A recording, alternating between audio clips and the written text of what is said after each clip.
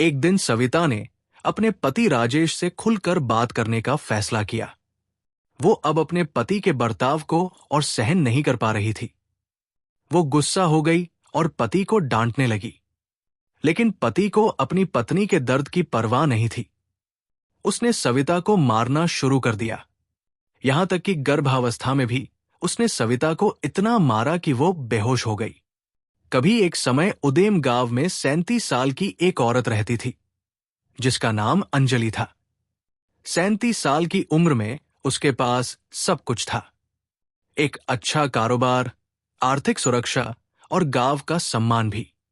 लेकिन एक चीज उसकी जिंदगी में नहीं थी, और वह थी एक पति। अंजलि अपने घर की पहली बेटी थी।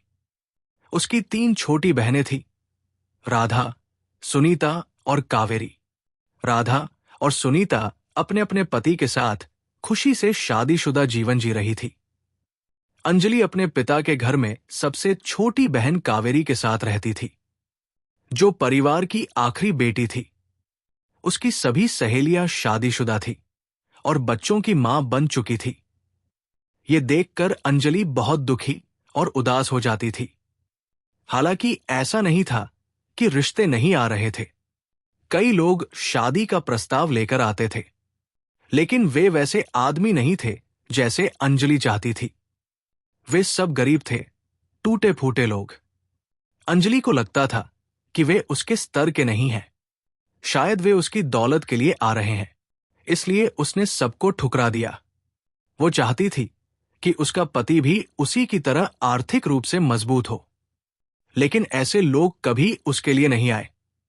हालांकि अंजलि को ज्यादा फर्क नहीं पड़ता था, क्योंकि उसे भरोसा था कि भगवान का समय ही उसके लिए सबसे अच्छा है।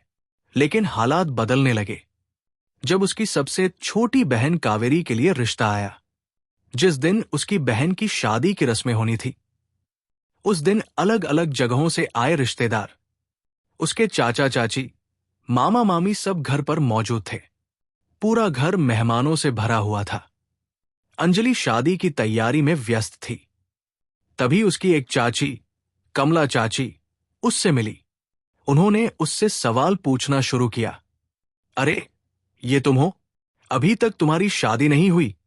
आखिर किस बात का इंतजार कर रही हो? समय निकलता जा रहा है। तुम्हारी सभी छोटी बहनें शादीशुदा हैं। तुम इतनी सुंदर हो। तुम्हारे पास तो रिश्तों की लाइन लगनी चाहिए। तो फिर दिक्कत क्या है? अंजलि चुप हो गई। उसे समझ नहीं आया कि अपनी चाची को क्या जवाब दे। उसने धीरे से कहा, भगवान का समय सबसे अच्छा होता है। मैं भगवान पर भरोसा कर रही हूं। वैसे भी मुझे अभी तक कोई ऐसा नहीं मिला जिससे मुझे सच में प्यार हो। लेकिन कमला चाची ने कहा, ऐसा मत कहो। भगवान भी उसी की मदद करता है जो अपनी मदद करता है। तुम्हें और कोशिश करनी होगी। अंजलि को शर्मिंदगी महसूस हुई और वो वहां से चली गई। जब वो अपने घर के अंदर जाने लगी, तो उसने देखा कि कुछ गांव की औरतें उसकी तरफ इशारा करके बातें कर रही थी। उन्होंने आपस में कहा, ये वही बड़ी बेटी है ना? अभी तक शादी क्यों नहीं हुई इसकी? देखो, इसकी सभी छोटी बहनें तो शादीशुदा है। ये फिर भी छोटी बहन की शादी की तैयारी में लगी है। आखिर किसका इंतजार कर रही है? दूसरी औरत बोली, अब तो ये जल्द ही रजोनिवृत्ति, मेनपॉज की उम्र में पहुंच जाएगी। खुद को अभी भी जवान समझती है। शायद इसका स्वभाव ही खराब है, इसीलिए कोई आदमी इससे शादी नहीं करना चाहता। किसी को ये पसंद ही नहीं आती। ये बातें सुनकर अंजलि का दिल टूट गया। वो अपने कमरे में भागी, दरवाजा बंद किया और जोर जोर से रोने लगी। उसने भगवान से सवाल किया, हे भगवान, आप मुझे मेरी पसंद का पति क्यों नहीं देते? मुझे मेरा अपना पति क्यों नहीं मिलता? क्या मेरी दुआ कबूल होने के लिए मुझे अपमानित होना जरूरी है? बाहर आंगन में शादी का जश्न चल रहा था, लेकिन अंजलि अपने कमरे में आंसू बहा रही थी। वो पूरे कार्यक्रम में बाहर नहीं आई। उसकी दूसरी बहन कावेरी ने उसकी गैरमौजूदगी महसूस की। वो कमरे में आई और अपनी बहन को रोते हुए देखा। वो उसके पास बैठी और दिलासा देने लगी, लेकिन अंजलि का दिल इतना टूटा हुआ था कि उसने बहन से कहा, मुझे अकेला छोड़ दो। अंजलि तब तक रोती रही जब तक रोते रोते सो नहीं गई। कुछ दिन बाद शादी का माहौल खत्म हुआ। अब अंजलि घर में सिर्फ अपने मां बाप, शांति देवी और हरि प्रसाद के साथ रह गई थी। पति के बिना उसकी जिंदगी खाली, अधूरी और अकेली लगती थी। हालांकि उसका कारोबार बहुत अच्छा चल रहा था, फिर भी वो उदास और निराश रहती थी। स्थिति और बिगड़ गई जब उसकी मां शांति देवी ने उस पर शादी का दबाव डालना शुरू किया। उसकी मां हर छोटी बड़ी गलती पर उसे ताना देती। हर गलती का कारण यही बताती कि अगर तू शादीशुदा होती तो ऐसा न होता। लगातार डांट फटकार झेलना अंजलि के लिए मुश्किल हो गया। इससे बचने के लिए उसने रोज रात घर आना छोड़ दिया। वो अपने दुकान पर ही सोने लगी। घर सिर्फ वीकेंड पर लौटती थी। एक दिन दोपहर को जब अंजलि अपनी दुकान में बैठकर अपनी जिंदगी के बारे में सोच रही थी, घर की एक दोस्त जिसका नाम मीनाक्षी था, उससे मिलने आई। मीनाक्षी ने देखा कि अंजलि बहुत उदास और खोई खोई लग रही है। वो तुरंत बोली, अंजलि, तुम क्या सोच रही हो? क्यों हमेशा इतनी उदास और परेशान रहती हो? क्या वजह यह है कि तुम्हें अभी तक पति नहीं मिला? देखो, मेरी मानो तो किसी तरह से एक बच्चा पैदा करने की कोशिश करो। कम से कम एक बच्चा तो होना ही चाहिए। तुम अब छोटी नहीं हो रही हो, इससे पहले कि देर हो जाए। ये सलाह सुनकर अंजलि और भी दुखी हो गई। उसने मन ही मन ठान लिया कि अब जो भी आदमी उसके लिए रिश्ता लेकर आएगा, वो उसे स्वीकार कर लेगी। चाहे वो गरीब हो या अमीर, चाहे कुछ काम करता हो या नहीं, उसे अब बस एक पति चाहिए था। लेकिन अंजलि के लिए अब कोई आदमी रिश्ता लेकर आना बंद कर चुका था। इसलिए उसने भगवान से प्रार्थना शुरू कर दी कि हे भगवान, कोई भी आदमी मेरे लिए भेज दो। 2 महीने बाद एक दिन दुकान पर अंजलि की मुलाकात एक आदमी से हुई जिसका नाम विक्रम था। विक्रम लंबा चौड़ा और हैंडसम था और उसकी उम्र 40 के आसपास थी। वो कुछ सामान खरीदने आया था। वही उसने अंजलि को देखा और उसे पसंद करने लगा। विक्रम ने अंजलि से बात करना और नजदीकियां बढ़ाना शुरू कर दी। अंजलि ने भी तुरंत उसका साथ स्वीकार कर लिया। रिश्ते के दौरान अंजलि ने विक्रम में कई अजीब और परेशान करने वाली आदतें देखी, लेकिन उसने उन सबको नजरअंदाज कर दिया, सोचते हुए कि शादी के बाद सब बदल जाएगा। अंजलि अपनी आर्थिक सुरक्षा के भरोसे अंधी हो चुकी थी। उसने कभी ये जानने की कोशिश ही नहीं की कि विक्रम करता क्या है। बस इतना जानती थी कि वो कहीं काम करता है। उसे लगा कि जब तक उसके पास पैसे हैं, सब ठीक रहेगा। शादी की बेचैनी ने उसकी समझ पर पर्दा डाल दिया। उसने विक्रम की सभी बुरी आदतों को नजरअंदाज कर दिया। जो भी बात विक्रम के खिलाफ जा सकती थी, उसे उसने मानो देखना ही नहीं चाहा। उसे अब बस शादी करनी थी। कुछ महीनों बाद अंजलि और विक्रम की शादी हो गई। घर वालों और रिश्तेदारों ने उन्हें बधाइयां दी। खासकर शांति देवी बहुत खुश हुई कि आखिरकार बेटी की शादी हो गई। वो दिन जश्न और खुशी से भरा था। लेकिन जैसे ही मेहमान चले गए, अंजलि को एक अजीब खालीपन महसूस होने लगा। अब उसे अपनी शादी का सच देखना था, वो सच जिसे वो अब तक अनदेखा कर रही थी। शादी के कुछ महीनों बाद अंजलि को पता चला कि विक्रम बेरोजगार था। उसने झूठ बोला था कि उसके पास नौकरी है। ये जानकर भी अंजलि को झटका नहीं लगा, क्योंकि वो खुद बहुत अमीर थी। उसे लगा कि जब उसके पास पैसा है तो ये कोई बड़ी समस्या नहीं है। उसने सोचा कि पैसे से हर समस्या हल हो सकती है। अंजलि ने जल्दबाजी में अपने कारोबार से बहुत सारा पैसा निकाला और विक्रम को दे दिया ताकि वह कोई बिजनेस शुरू कर सके। विक्रम बहुत खुश हुआ और पत्नी का धन्यवाद किया, लेकिन उसने कभी कोई बिजनेस शुरू करने का इरादा ही नहीं किया था। उसने सारा पैसा शराब और ऐशो आराम की चीजों में उड़ा दिया। जब अंजलि को सच्चाई पता चली तो उसका दिल टूट गया। उसके ऊपर दुख और पछतावे का बोझ उतर आया। उसे बहुत अफसोस हुआ कि उसने विक्रम पर इतना बड़ा भरोसा कर लिया था। कुछ महीनों बाद अंजलि गर्भवती हो गई। पहली बार मां बनने वाली थी, इसलिए वो बहुत खुश थी। लेकिन जैसे जैसे गर्भावस्था बढ़ती गई, उसके लिए कारोबार और घर दोनों संभालना मुश्किल होने लगा। उसे मदद की जरूरत थी। उसने अपने बेरोजगार पति विक्रम से मदद मांगी, लेकिन विक्रम ने साफ मना कर दिया। उसने कहा कि उसे कारोबार का कोई अनुभव नहीं है। गर्भवती होने के बावजूद अंजलि रोज अपने कारोबार में मेहनत करती, साथ ही खाना बनाती, घर साफ करती और यहां तक कि पति के कपड़े भी धोती। काम के बाद भी विक्रम कभी मदद नहीं करता था। वो बस दिन भर सोता और खाता रहता था।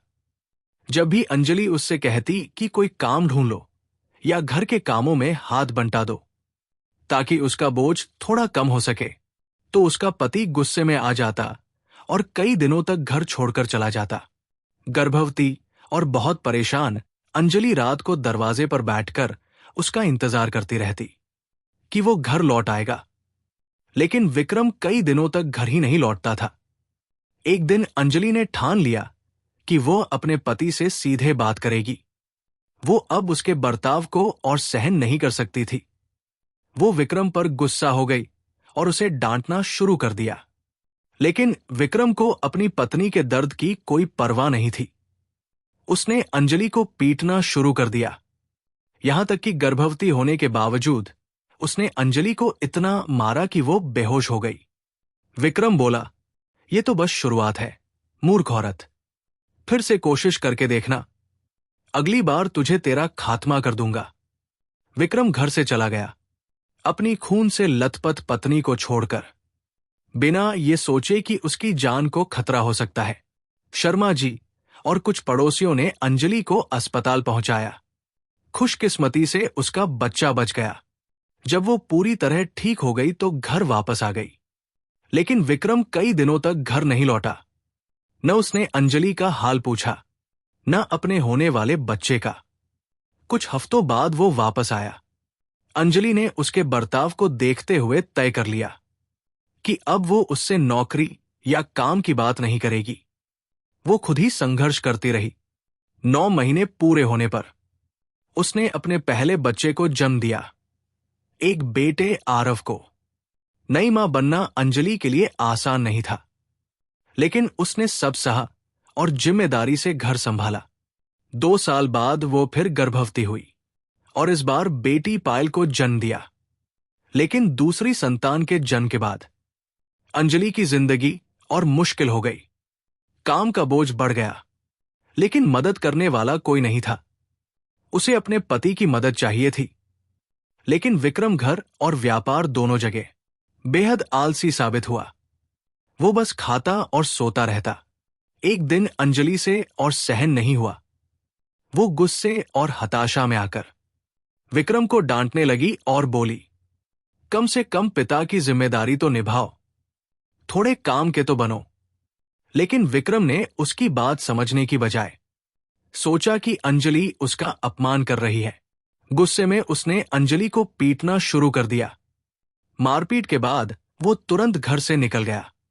वो अपने ससुराल गया और वहां जाकर अपने ससुर हरि प्रसाद और सास शांति देवी से शिकायत की। उसने झूठ बोला कि अंजलि उसका सम्मान नहीं करती, हमेशा उसे अपमानित करती है क्योंकि उसके पास उससे ज्यादा पैसा है। यह सुनकर शांति देवी को दुख हुआ कि उनकी बेटी अपने पति की इज्जत नहीं करती। इसलिए उन्होंने तय किया कि वो अपनी बेटी से मिलने जाएंगी, उसे समझाएंगी और वजह पूछेंगी। जब विक्रम को पता चला कि उसकी सास आने वाली है, तो उसे डर लगा कि कहीं वो उसकी बुरी आदतों का राज न खोल दे। काफी देर सोचने के बाद विक्रम ने एक चाल चली। अगली सुबह जब सब लोग गहरी नींद में थे, विक्रम अपना कुछ सामान लेकर चुपचाप घर से निकल गया। वो इतनी सुबह निकला कि किसी ने उसे जाते हुए देखा भी नहीं। सुबह जब दिन निकला और अंजलि उठी, तो उसका पति कहीं दिखाई नहीं दिया। उसने घर और गांव के हर कोने में खोजा, लेकिन विक्रम कहीं नहीं मिला। अंजलि परेशान और उलझन में थी। उसे समझ नहीं आ रहा था कि वो अचानक कहाँ गायब हो गया। इसी बीच उसके दिमाग में अचानक एक ख्याल आया। वो भागकर अपने कमरे में गई और उस पैसे को देखने लगी जो उसने अपने व्यापार के लिए संभाल कर रखा था। लेकिन वहां पहुंचकर उसने पाया कि पैसा गायब है, कहीं भी नहीं मिला। अंजलि जोर से चीख पड़ी। वो घुटनों के बल गिर गई और रोने लगी। क्या ये मेरे व्यापार का अंत है? क्या ये मेरी जिंदगी का अंत है? अब मैं कहाँ जाऊं? मैं तो मेज पर खाने से जमीन पर खाने तक आ गई हूं। अंजलि रोती रही और उसकी मां उसे समझाती रही। तभी अंजलि को एहसास हुआ कि उसने एक गैरजिम्मेदार आदमी से शादी कर ली थी। उसका व्यापार अब गिरने के कगार पर था, क्योंकि सामान खरीदने के लिए उसके पास पैसा नहीं बचा था। उसकी सारी कमाई खत्म हो चुकी थी। अब अपने व्यापार को वापस खड़ा करने के लिए उसे नए रास्ते सोचने की जरूरत थी। उसने उस महिला समिति से, जिसका वो हिस्सा थी, बहुत सारा पैसा उधार लिया। उन्होंने उसे इतना पैसा दिया कि वो 3 महीने में चुका सके। उसका व्यापार फिर से चल निकला और कुछ ही समय में पहले जैसा हो गया। 3 महीने बाद अचानक विक्रम वापस आ गया। वो घुटनों पर बैठ गया और अंजलि से माफी मांगने लगा कि वो उसे फिर से अपना ले। अंजलि गुस्से में उस पर पानी डालकर और एक बड़ी छड़ी उठाकर उसे भगा दिया। विक्रम डरकर भाग गया। कुछ दिनों बाद वो फिर लौटा और माफी मांगने लगा। इस बार वो अपने परिवार के लोगों को भी साथ लाया। वे सब घुटनों पर बैठ गए और अंजलि से विक्रम को माफ करने की भीख मांगने लगे। उन्होंने वादा किया कि उनके बेटे की वजह से जो नुकसान हुआ है वो उसकी भरपाई कर देंगे, बस थोड़ा समय दिया जाए। बच्चों के खातिर, ताकि वे पिता के बिना बड़े न हों। अंजलि ने विक्रम को माफ कर दिया और उसे वापस अपना लिया। उसके बाद विक्रम ने अच्छा बर्ताव दिखाना शुरू किया। वो घर का ध्यान रखने लगा और पत्नी के कारोबार में भी मदद करने लगा। अंजलि बहुत खुश हुई और उसे लगा कि उसका पति सच में बदल गया है। उसने भगवान का शुक्रिया अदा करना शुरू किया। विक्रम ने उसका भरोसा वापस जीतने के लिए बहुत मेहनत की और ये कामयाब भी रहा। लेकिन 6 महीने बाद अंजलि को उस पैसे की किश्त लौटानी थी जो उसने महिला समिति से उधार लिया था।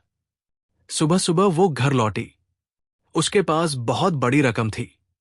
वो सीधा नहाने के लिए बाथरूम में चली गई। नहाकर और तैयार होकर वो उस जगह दौड़ी जहां उसने पैसा छिपाया था, लेकिन पैसा गायब था। घबराहट से वो कमरे के हर कोने में पागलों की तरह खोजने लगी, लेकिन पैसों का कोई निशान नहीं था। वो ड्राइंग रूम में पति से पूछने गई कि उसने पैसे देखे हैं क्या, लेकिन उसका पति लिविंग रूम में नहीं था। उसने घर भर में खोजा, लेकिन विक्रम कहीं नहीं मिला। वो घर से बाहर भागी और चिल्लाते हुए अपने पति को पुकारने लगी, लेकिन कोई जवाब नहीं आया। तभी उसे समझ आया कि फिर से उसका पति उसके पैसे लेकर भाग गया है। अंजलि ये सदमा बर्दाश्त नहीं कर सकी और बाहर ही बेहोश होकर गिर पड़ी। शर्मा जी और बाकी पड़ोसियों ने उसे देखा और उसके चेहरे पर पानी छिड़ककर होश में लाया। जैसे ही वो संभली, दुख और निराशा से फूट फूट कर रोने लगी। वो डर से कांप रही थी, क्योंकि अब उसे उस महिला समिति से मिलना था जिससे उसने पैसा उधार लिया था। वो सोच रही थी, अब क्या कहेगी? क्या वे उसकी बात सुनेंगे? रातों की नींद उड़ गई। उसका मन चिंता और डर से घिर गया। उसने बच्चों को लेकर गांव से भाग जाने के बारे में भी सोचा, लेकिन फिर उसे एहसास हुआ कि भागने से वो चोर कहलाएगी और ये उसके परिवार के लिए बदनामी होगी। उसके माता पिता भी इसमें फंस सकते थे और समिति उसकी मां शांति देवी से भी कर्ज वसूल सकती थी। इसलिए उसने ठान लिया कि वो यही रुकेगी और नतीजों का सामना करेगी। जब अंजलि उस बैठक में पहुंची तो उसका दिल डर से कांप रहा था। रोते हुए उसने सब सच सच बता दिया कि उसके पैसे चोरी हो गए हैं। ये सुनकर कई महिलाएं गुस्से से भर गई। वे इतनी बड़ी रकम खोने को मान नहीं सकती थी। उन्होंने अंजलि को याद दिलाया कि यह पैसा पूरे साल की जमा की गई रकम थी, जो साल के आखिर में बांटने के लिए रखा गया था। कुछ महिलाएं तो इतनी नाराज हो गई कि उन्होंने अंजलि के खिलाफ सख्त कदम उठाने की धमकी तक दे दी। अंजलि वहां से शर्म और डर में बैठा नहीं रह सकी और बैठक से निकल गई। वो निराश थी क्योंकि उसे पता नहीं था कि अब समिति उसके खिलाफ क्या कदम उठा सकती है। घर पहुंचकर उसने अपने बच्चों आरव और पायल को कसकर पकड़ लिया और रोने लगी। ये उसकी जिंदगी का सबसे बुरा पल लग रहा था। उसके जीवन की सारी बातें उसकी आंखों के सामने आने लगी। उसने उस दिन को कोसा जब वो विक्रम से मिली थी। 2 दिन बाद महिला समिति की सदस्याएं पुलिस के साथ अंजलि के घर आई। उन्होंने उसे गिरफ्तार कर लिया और ले गई। उसके छोटे बच्चों को अकेला छोड़ दिया गया। एक दयालु पड़ोसी शर्मा जी ने बच्चों को अपने घर रख लिया।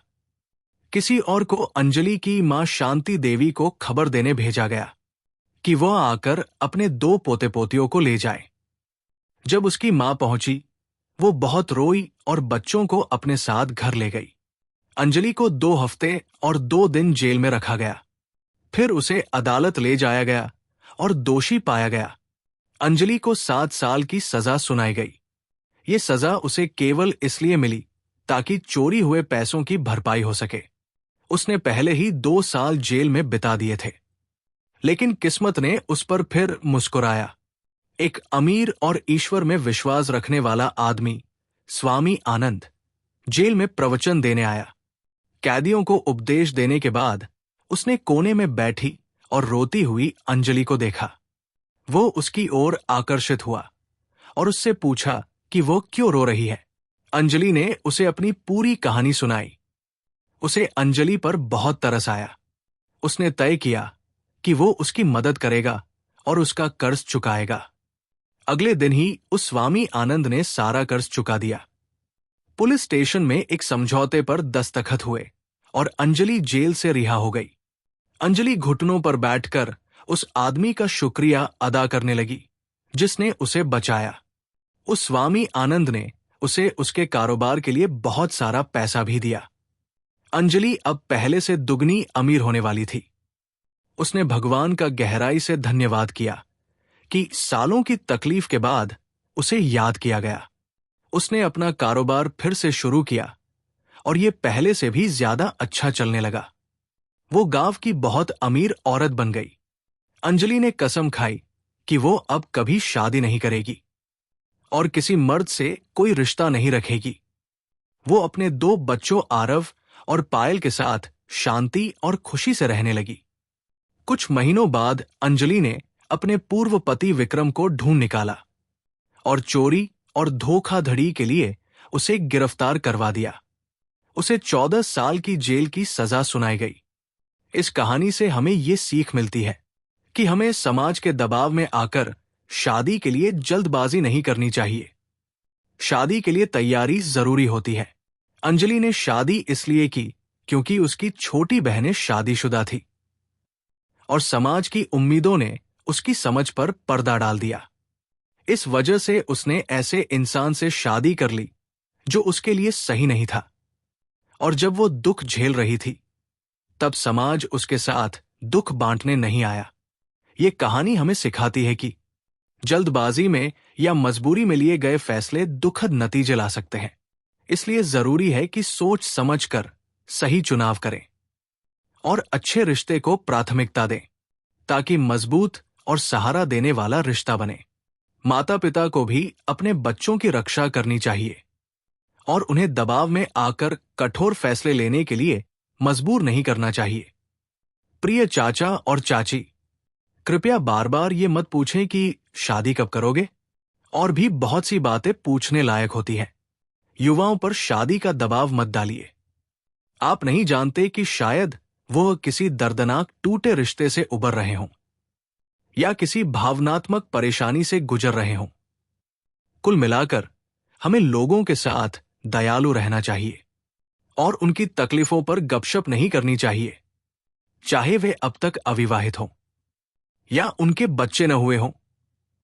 हमें कभी वजह नहीं बनना चाहिए कि कोई इंसान डिप्रेशन में चला जाए या कोई जल्दबाजी में गलत फैसला ले ले।